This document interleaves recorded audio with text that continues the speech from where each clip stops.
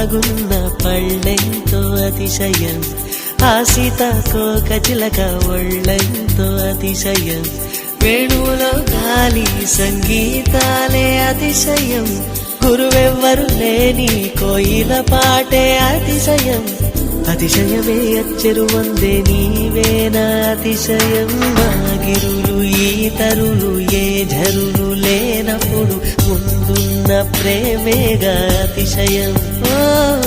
16 ప్రయాణ పరువల్లో అందరికీ పుట్టేటి ప్రేమేగా అతిశయం.